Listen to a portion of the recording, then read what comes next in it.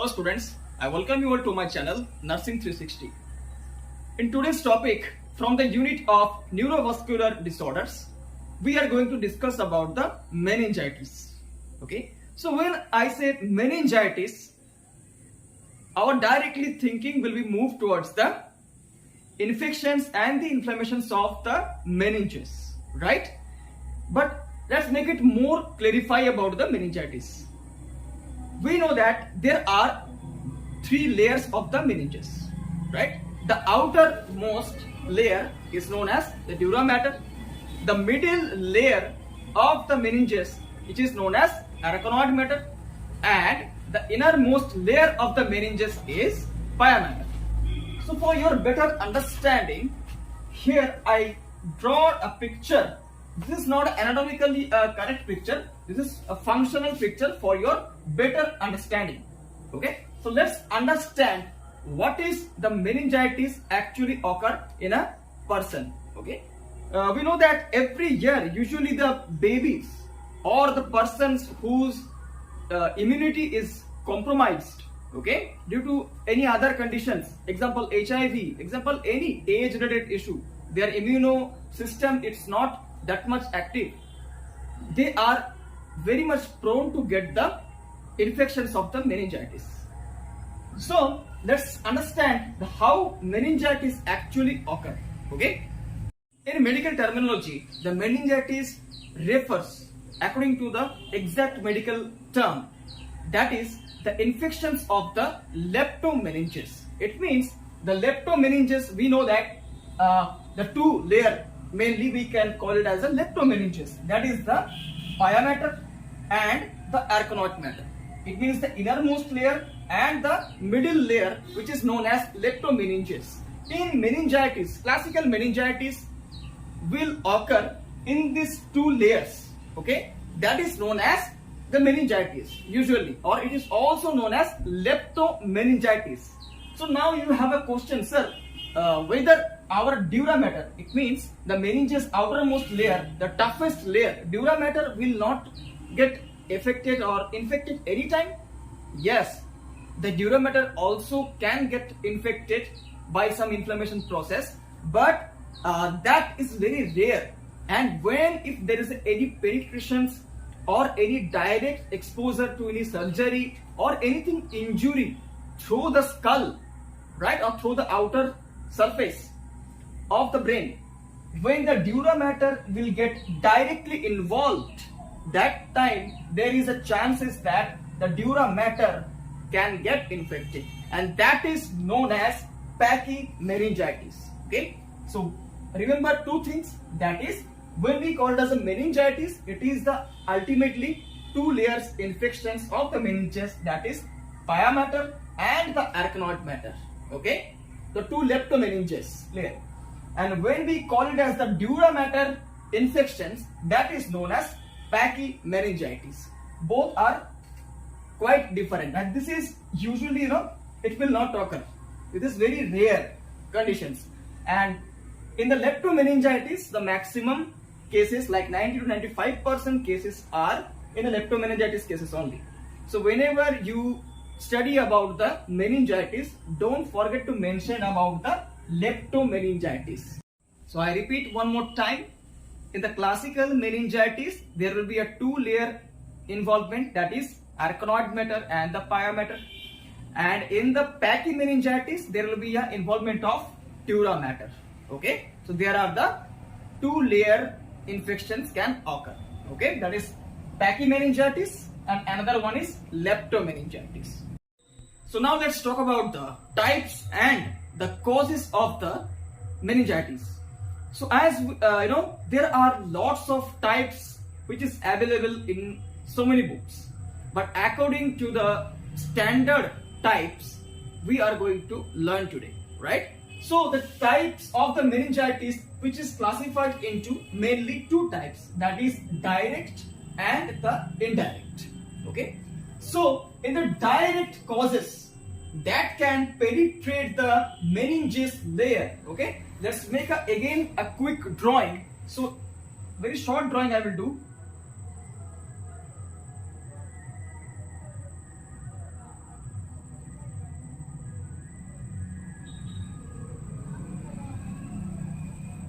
right? So imagine this is the meninges layer.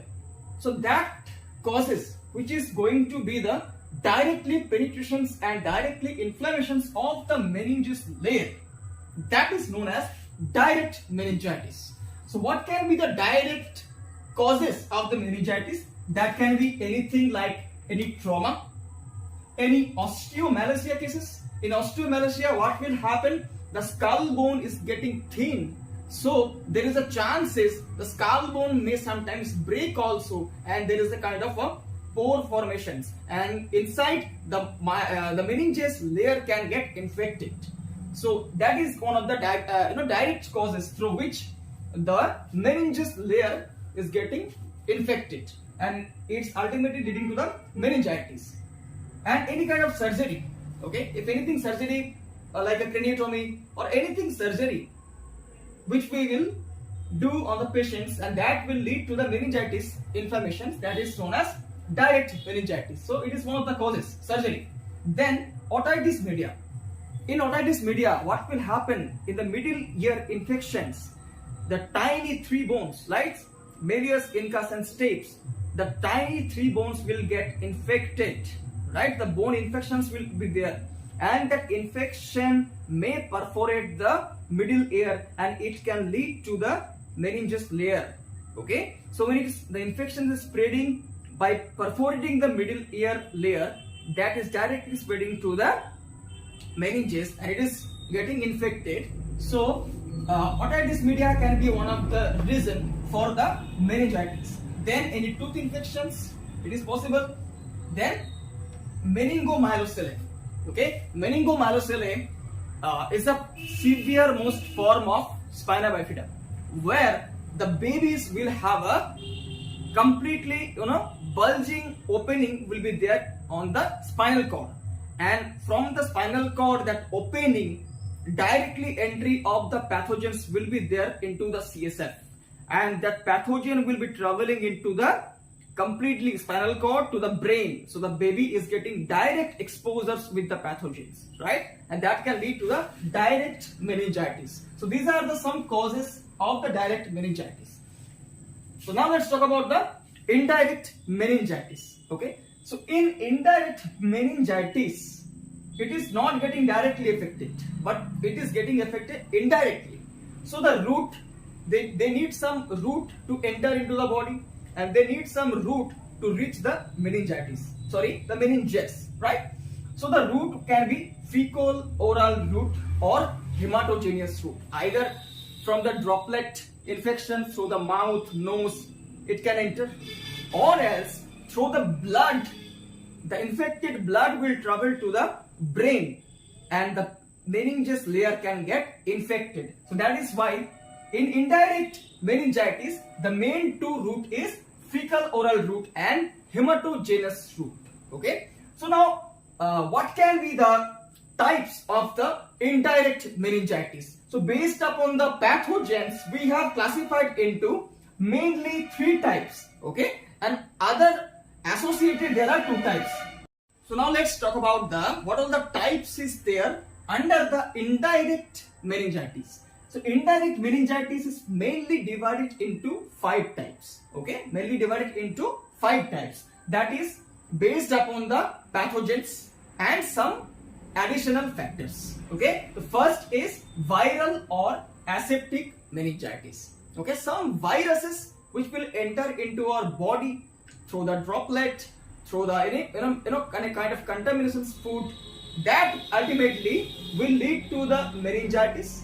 Okay, example can be HSV, influenza or HIV viruses, right? They have a very much strength to enter into the blood, and they will reduce the immunity, and ultimately when they will reach to the meninges layer, it will infect and inflame the meninges layer. And remember one thing, viral meningitis is also known as aseptic meningitis. Okay, it is not that much severe form. It need very less kind of treatment, supportive treatment, and fluid therapy and bed rest is enough to treat this kind of viral meningitis. Now let's come to the bacterial or pyogenic meningitis.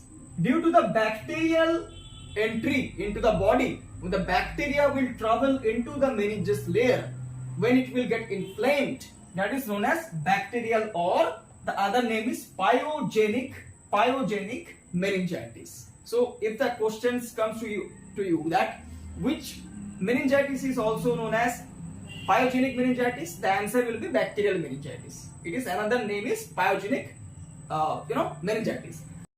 So in bacteria also there are some specific bacteria which will infect the meninges layer in a different pattern. The pathway is same to inflame the meninges layer, but the pattern of their inflammations is quite different. So based upon that, we have divided into mainly three types. Okay, so first is pneumococcal meningitis. Okay, you have heard so many times this terminology. The baby is suffering from pneumococcal meningitis. So what is the causative factors? The causative organism, the main causative organism of pneumococcal meningitis is streptococcal pneumoniae. Okay, streptococcal is a bacteria which will cause the pneumococcal meningitis. The second causes can be meningococcal meningitis, and which is the causative organism for that? N meningitis or Neisseria meningitidis. Okay, so due to Neisseria meningitidis, the meningococcal meningitis will occur. Don't get confused in these two. And another two bacteria which is especially responsible for the meningitis, that is Listeria monocytogenes, which can be found on the raw vegetables or any unhealthy foods, open foods. If it is there is a chances of Listeria monocytogenes can grow, and if the person is taking that food or that vegetables, it can lead to the meningitis. And another bacteria where the prime target point is lungs or the abdomen, that is TB, Mycobacterium tuberculosis, right?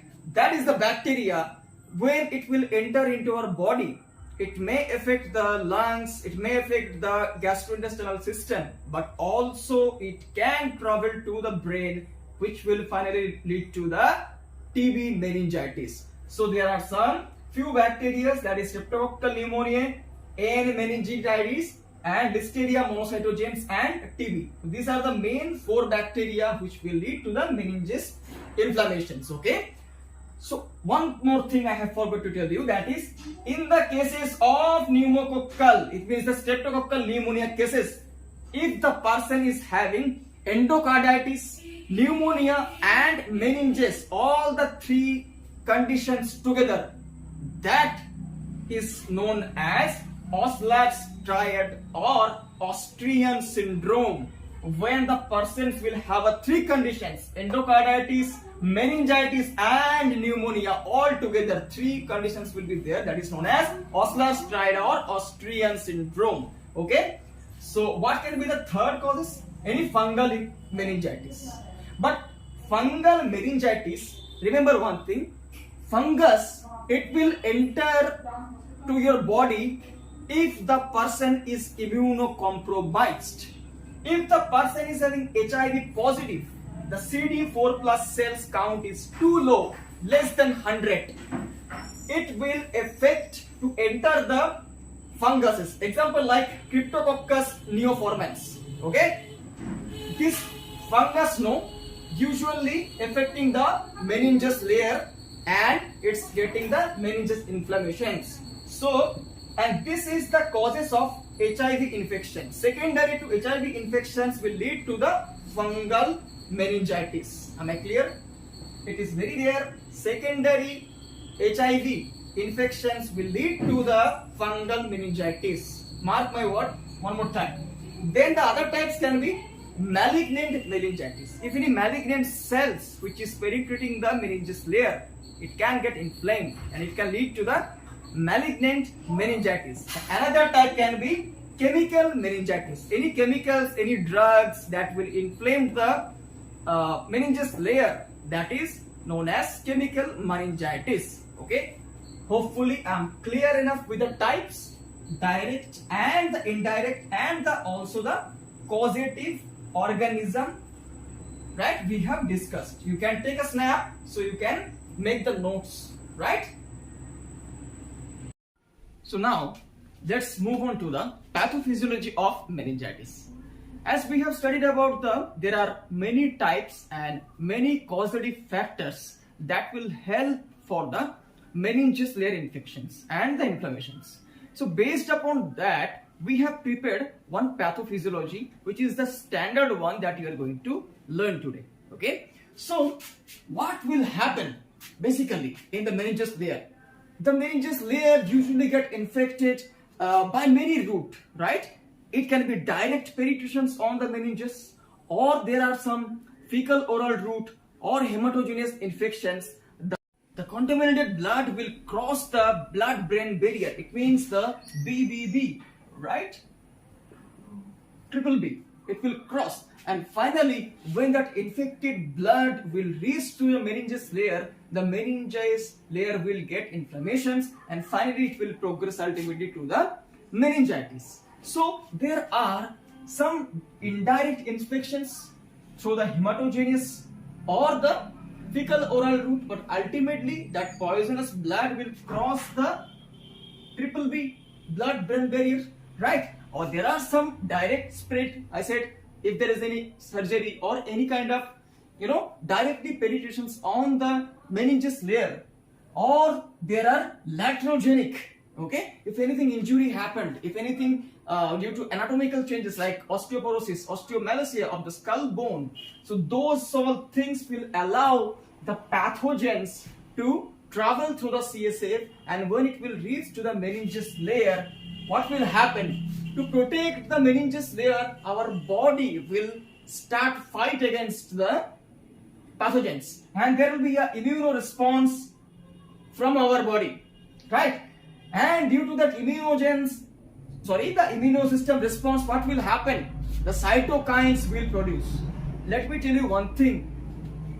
The bacteria or the viruses, how much it will cause the damage of the meninges. More than that, our own body's immune system response will be more dangerous. That is affecting mostly, and that is affecting very severely our meninges layer. Okay, more than the bacteria or any viruses, how much they will damage. More than them, our own immune response will damage our meninges layer much more. Okay, so what happened? Due to immune system response, cytokine productions will be there, and though at cytokine productions and immune system response, there will be a severe changes in the brain. First, what will happen? The BBB permeability will be increased. Blood-brain barrier is a thing where a very few substance will be allowing into the brain for the nutrition and for the productions purpose. But due to infections process, the cytokine affections, what will happen? The blood-brain barrier permeability will be lost. Okay, so it will allow so many things inside the brain, so many waste product inside the brain will have a consuming. Okay, and when so many other things will be mixing up with the CSF, what will happen? The CSF normal compositions will be changed. The CSF amount will be more, and the CSF compositions will be changed. So when the CSF amount and the compositions will be changed, it will filled with some neutrophils.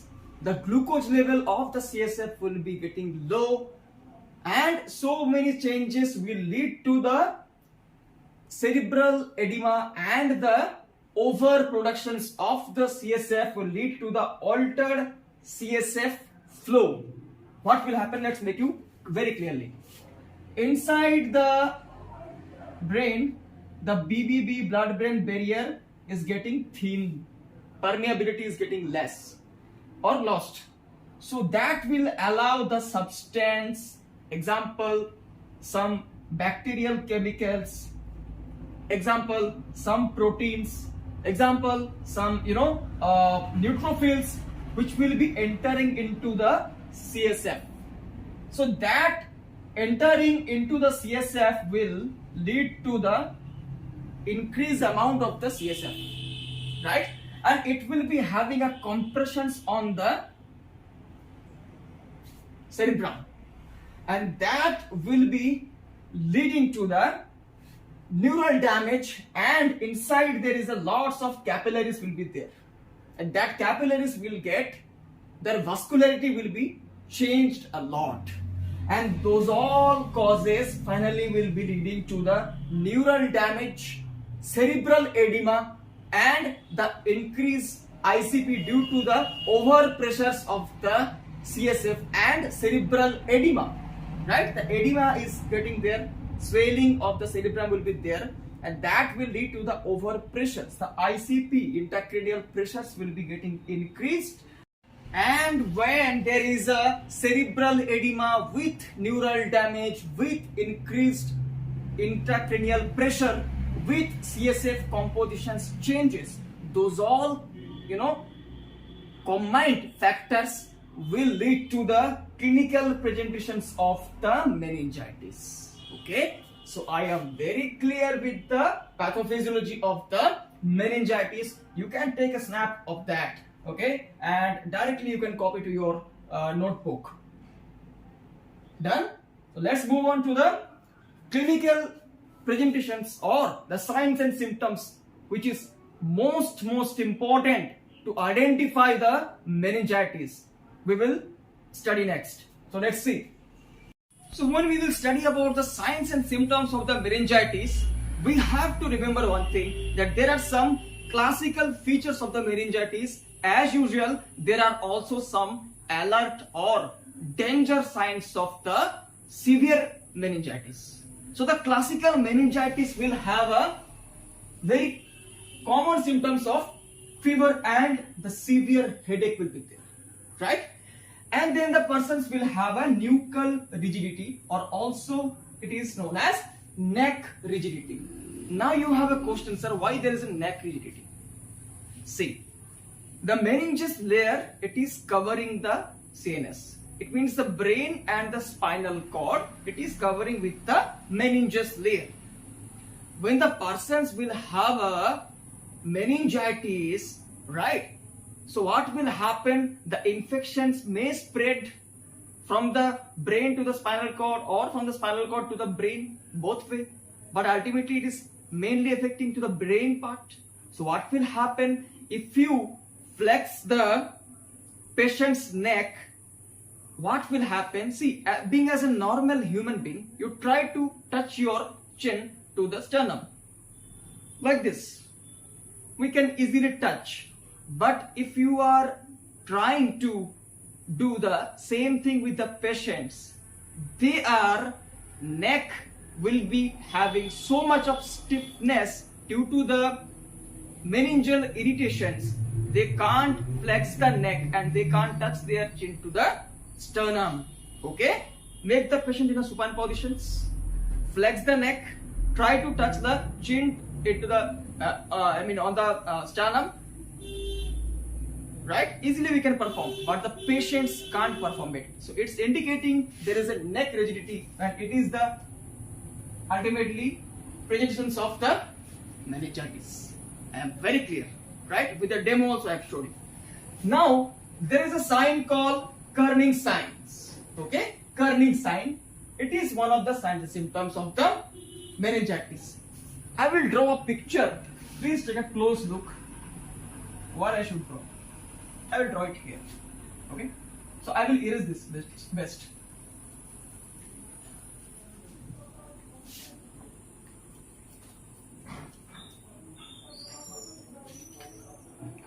So what happened?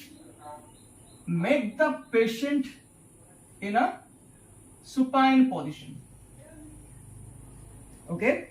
Now any one leg, you just lift and flex the knee into the 90-degree angle. Flex the knee into the 90-degree angle. Now the patients will flex the knee. There is no problem. But you try to extend the below knee portions. You try to extend the below knee portions so the leg will be straight. When you will try to, this is the normal, right? The patient's knee is flexed. When you will try to lift this part in a straight line, almost it will 135 degree. You will try to straight the leg part, the patients will have a severe pain, and to get the relief from the pain, patients another leg will get flexed or another leg will be lifted up by the patients. That's, I'll repeat once. Make the patient in a first supine positions. 2 hand, 2 leg. Flex the leg into the 90 degree angle. So knee should be flexed and it should make a 90 degree angle. This is a knee joint. So there is no pain. When you will try to straight the below knee part, so the leg should be in about 135 degree angle, almost straight, almost straight. So that time the patients will have a pain sensation. That is known as positive Kernig signs. I am clear enough? Okay. Now come to the positive Brodzinski sign. Here also almost the same thing, but let's see. We will not keep any doubt, right? So first we have to make the patient in a supine positions. Same. Then slowly lift up slowly flex the head, patient's head. You just slowly try to flex. So there will be a pain sensation on the neck. So to relieve from the pain, the patient's leg also will be lifting. So the patient's shape will be in a C shape.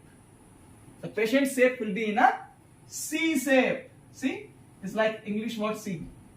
The neck and the leg both is getting in a C shape, and that is indicating the patient is having positive Brodzinski sign, which is the one of the sign of meningitis. I'm clear enough, right? So fever, severe headache over, nuchal rigidity over, Kernig signs over, Brodzinski signs over. Now the patients will have a photophobia due to optic nerve irritations. There will be a photosensitivity. The patients can't tolerate the lights. As usual, the patients will have a severe headache, so there will be a very much irritating, very much aggressive will be there, and also there will be a lack of orientation due to severe pain, severe cerebral edema. The patient's orientations will be changed. Okay, so these are the classical features of the meningitis. So now what can be the alert meningitis features? Okay, we have learned a few minutes back in the pathophysiology that there will be a severe productions of the CSF. CSF compositions will change, the vascularity inside the brain will be changed, and cerebral edema will be there, right? And also there will be a increased ICP, it means the intracranial pressures. So due to that combined reason, what happened at the end phase, there can be a chances of brain herniation. In a simple sense, the brain herniations meaning the brain may be displaced, okay, from its normal positions. So when the brain will be displaced due to over pressures and the cerebral edematic conditions, what will happen? Many of the brain functions will have a severe changes, which can be the life threatening. Brain herniations we will study in the topic of CVA, cerebrovascular accident, in a detailed way.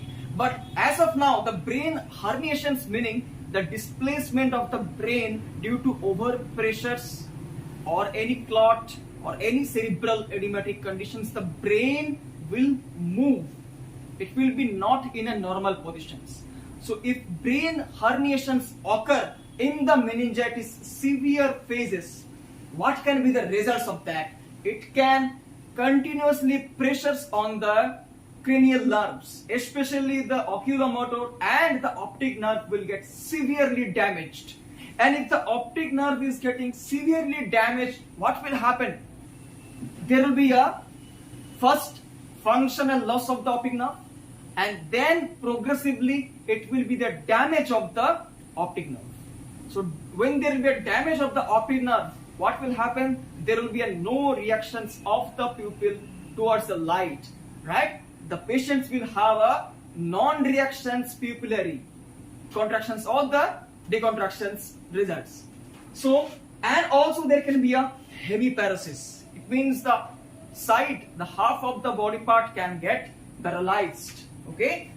And brain herniation, if it is causing the medulla oblongata pressures, if the medulla oblongata part is getting affected, what will happen? There will be a rapid fluctuations of the blood pressures.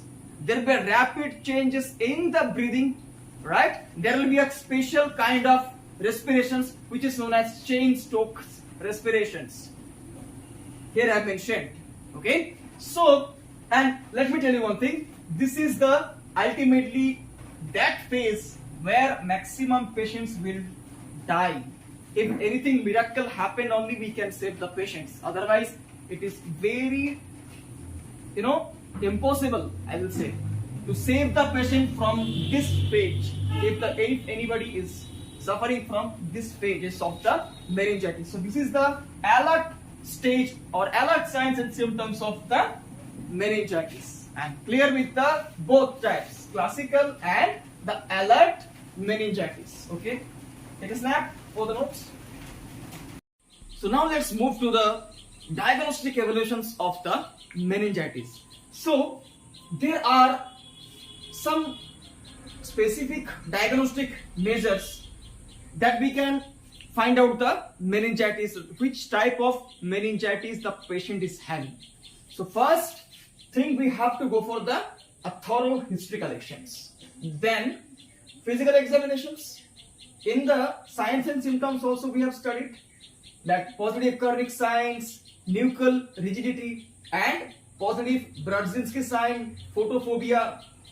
That can be a physical examinations through which we can identify that it's the cases of meningitis. Then lumbar puncture, right? When we will do the lumbar puncture, it's a procedure where from the lumbar region, spinal cord lumbar region, the fluid, the CSF will be collected through a needle. But remember one thing, we can't perform the lumbar puncture on every patient. Okay? So on whom we can perform, on whom we are fails to perform the lumbar puncture. The name itself fails will give you the guidelines. Have a close look. So those who are unsafe zone for the lumbar puncture, first those who will have any focal neural deficit, those patients whose neurological functions is not proper or they are having any kind of disease conditions, then any altered mental status, increased ICP due to cerebral edema and the overload of the CSF, lesion on the site. Okay, it means any kind of due to cytokines activity, due to immune response, if there any kind of damage on the meninges, and also those are having seizure. So fails will give you the guidelines of on which we can't perform the lumbar puncture. And if you perform the lumbar puncture with these conditions, what can be the danger? The person is already having a very high pressures due to cerebral edema and excessive CSF accumulation and productions, right? In that, what we are doing, we are pricking the lumbar side to take out the fluid. But when we will prick the lumbar region, there will be a very certain flow of the CSF, and the pressure which is there already inside the brain will be leading to the brain herniations. Due to the over pressures of the brain and the fluid over pressures, what will happen? The brain herniations will occur and the persons will die within a minute. So that is why I say always, don't limit your knowledge in certain point. Okay, the more you read, the more you do the research, you will learn more. Okay, आप जितना अपने ऊपर काम करोगे, जितना आप पढ़ाई करोगे इन डेप्थ में जाके, वहां पे आपका ही भला है, आपका नॉलेज जो है वो एग्जैक्ट वे में इंप्रूव होगा. ओके, सो ब्रेन हर्निएशन का चांसेस रहेगा अगर हम लंबर पंचर करेंगे इन केसेस में. सो अभी हम लोग का क्वेश्चन है, so sir we can't perform lumbar puncture on this patients.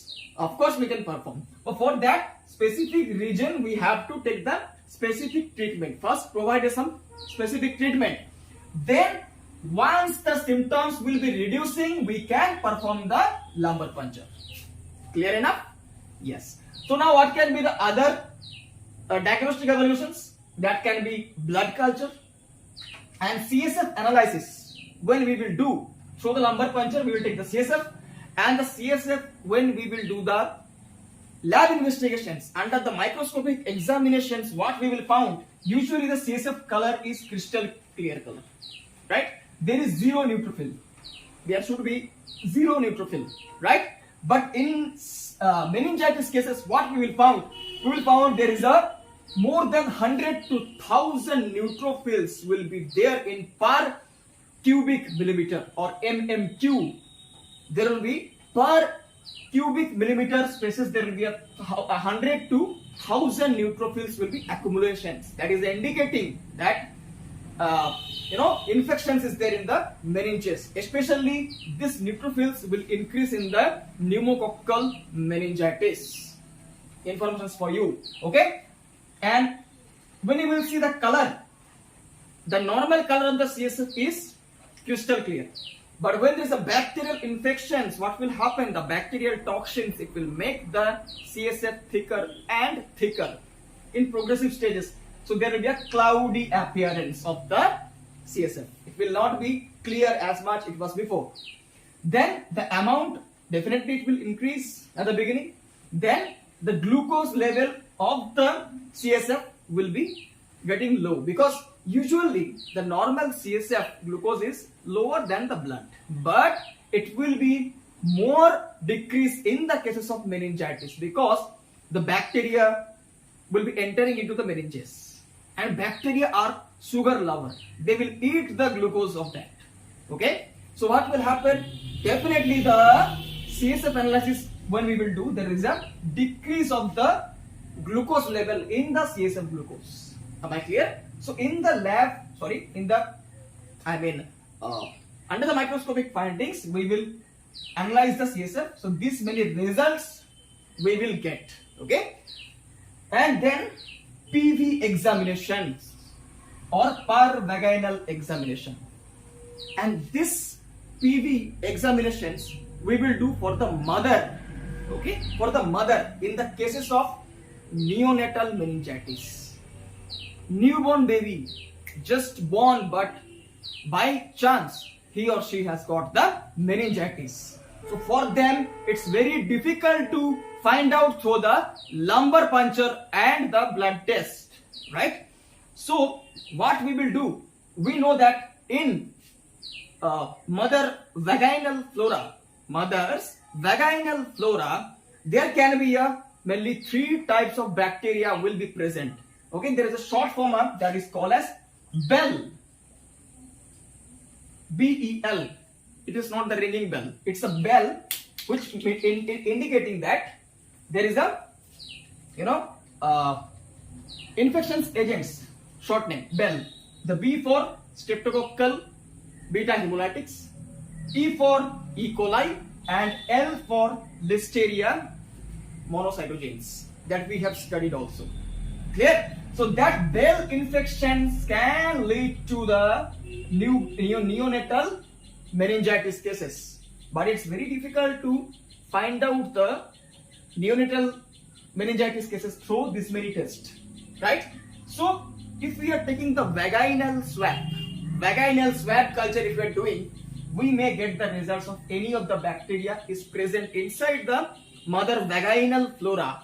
During the birth, what happened? That bacteria has contact with the babies, and that baby got meningitis. Am I clear enough? Right? Then CT and MRI to identify the generalized or localized meningitis. right?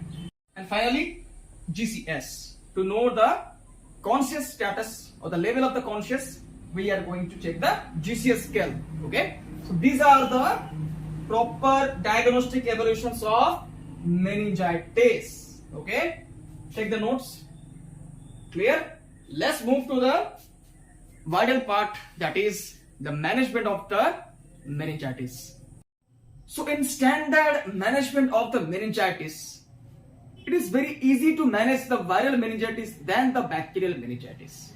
To treat the viral meningitis, if we are providing some antiviral drugs, example acyclovir, 8 to 10 mg per kg per body weight every 12 hourly, with some analgesics, and then with some bed rest and fluid intake, if you are increasing, the viral meningitis can be treated.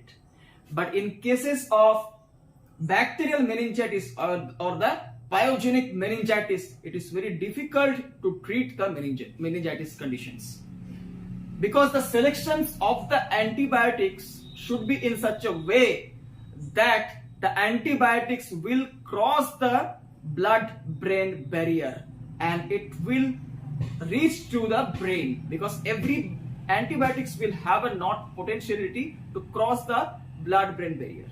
Only the broad spectrum will have a potentiality to cross the BBB, right? So for the pneumococcal meningitis, what can be the drugs that we can provide? That is IV ceftriaxone 2 gram 2 hourly plus IV vancomycin 10 to 15 mg per kg per body weight every 8 hourly. Okay.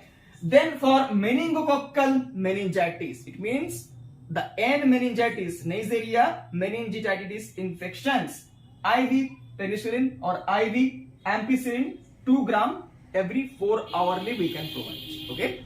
And also in the fungal infections cases, this IV ampicillin, same doses we can provide. And also to reduce the inflammations, what we can use? We can use the corticosteroids. Then to reduce the or to relieve from the seizure, any anticonvulsant drugs, example ferritin, phenobarbital, we can provide to the patients, right? And then to reduce the ICP, because of the fluid volume will be more, the CSF volume will be more, so it will be increasing the intracranial pressures. To reduce the intracranial pressures, IV mannitol is the best choice to reduce the ICP. And this mannitol we will use for the stroke patient also. When I will discuss the severe topic, I will explain these all points again in a details way. So these can be the overall bacterial infections management of the meningitis. Now there are some other meningitis the interventions also is available. If the ICP is increasing too much, what will happen? Patient's GCS will be getting low. Continuously it will be getting down, right? So if the GCS getting less than 12, it means if the range is 8 to 10, there is a chances of respiratory failure. So to treat that, we have to provide the patient's ET tube intubations. We have to intubate the patients to relieve the risk of the respiratory failure. So if that much CSF is getting accumulation inside the brain and the spinal cord, what we can do? We can go for EVD or external ventricular drainage, a procedure through which the excessive CSF will be taken out. And as a supportive care, because the patients will be prolonged bedridden, so there is a chances of DVT, right? Deep vein thrombosis. So for that also we have to provide the DVT prophylaxis and DVT prevention methods we have to apply. And also as for the prolonged bedridden, there is a chances of bed sores, so we have to take care of that conditions also. And also with the physiotherapy, we can treat the patients. That is, after this all prolonged treatment, the patients will be long time bedridden, right? So the patients will not have ability for the ideal activity of the daily life. So to perform that perfectly, If we are providing the physiotherapy, the patients will be come back to the normal state functions. So with this, we have completed our meningitis class. So if you like the classes, please do subscribe the channel, like the videos, share the video with friends, and hit the bell icon so you will not miss any update from the channel, right? So we'll see you with the next classes very soon. Take care.